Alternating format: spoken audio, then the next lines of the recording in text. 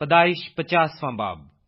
تب یوسف اپنے باپ کے منہ سے لپٹ کر اس پر رویا اور اس کو چوما، اور یوسف نے ان طبیبوں کو جو اس کے نوکر تھے اپنے باپ کی لاش میں خوشبو بھرنے کا حکم دیا۔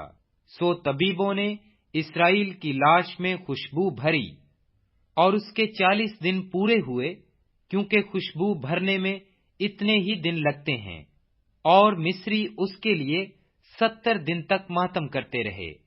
اور جب ماتم کے دن گزر گئے تو یوسف نے فرعون کے گھر کے لوگوں سے کہا، اگر مجھ پر تمہارے کرم کی نظر ہے تو فرعون سے ذرا عرض کر دو کہ میرے باپ نے یہ مجھ سے قسم لے کر کہا ہے کہ میں تو مرتا ہوں، تو مجھ کو میری گور میں جو میں نے ملک کنعان میں اپنے لیے کھدوائی ہے دفن کرنا۔ اس لیے ذرا مجھے اجازت دے کہ میں وہاں جا کر اپنے باپ کو دفن کروں، اور میں لوٹ کر آ جاؤں گا۔ فرعون نے کہا کہ جا اور اپنے باپ کو جیسے اس نے تجھ سے قسم لی ہے دفن کر۔ سو یوسف اپنے باپ کو دفن کرنے چلا، اور فرعون کے سب خادم اور اس کے گھر کے مشاخ اور ملک مصر کے سب مشاخ اور یوسف کے گھر کے سب لوگ اور اس کے بھائی اور اس کے باپ کے گھر کے آدمی اس کے ساتھ گئے۔ وہ صرف اپنے بال بچے اور بھیڑ بکریاں اور گائے بیل جشن کے علاقہ میں چھوڑ گئے، اور اس کے ساتھ رتھ اور سوار بھی گئے۔ سو ایک بڑا انبوا اس کے ساتھ تھا، اور وہ عتد کے کھلیان پر جو یردن کے پار ہے پہنچے، اور وہاں انہوں نے بلند اور دل سوز آواز سے نوحہ کیا، اور یوسف نے اپنے باپ کے لیے 7 دن تک ماتم کرایا۔ اور جب اس ملک کے باشندوں یعنی کنعانیوں نے عتد میں کھلیان پر اس طرح کا ماتم دیکھا تو کہنے لگے کہ مصریوں کا یہ بڑا دردناک ماتم ہے۔ سو وہ جگہ ایبل مصریم کہلائی، اور وہ یردن کے پار ہے۔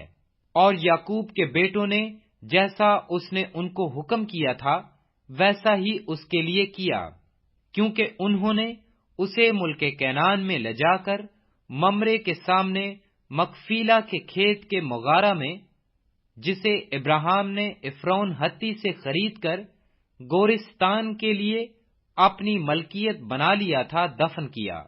اور یوسف اپنے باپ کو دفن کر کے اپنے بھائیوں اور ان کے ساتھ جو اس کے باپ کو دفن کرنے کے لیے اس کے ساتھ گئے تھے مصر کو لوٹا۔ اور یوسف کے بھائی یہ دیکھ کر کہ ان کا باپ مر گیا کہنے لگے کہ یوسف شاید ہم سے دشمنی کرے اور ساری بدی کا جو ہم نے اس سے کی ہے پورا بدلہ لے۔ سو انہوں نے یوسف کو یہ کہلا بھیجا کہ تیرے باپ نے اپنے مرنے سے آگے یہ حکم کیا تھا کہ تم یوسف سے کہنا کہ اپنے بھائیوں کی خطا اور ان کا گناہ اب بخش دے، کیونکہ انہوں نے تجھ سے بدی کی۔ سو اب تو اپنے باپ کے خدا کے بندوں کی خطا بخش دے۔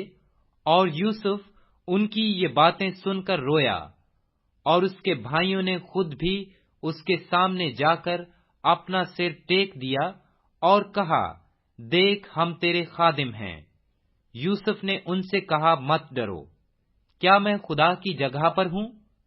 تم نے تو مجھ سے بدی کرنے کا ارادہ کیا تھا، لیکن خدا نے اسی سے نیکی کا قصد کیا تاکہ بہت سے لوگوں کی جان بچائے۔ چنانچہ آج کے دن ایسا ہی ہو رہا ہے، اس لیے تم مت ڈرو، میں تمہاری اور تمہارے بال بچوں کی پرورش کرتا رہوں گا۔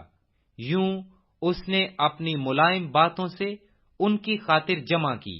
اور یوسف اور اس کے باپ کے گھر کے لوگ مصر میں رہے، اور یوسف 110 برس تک جیتا رہا۔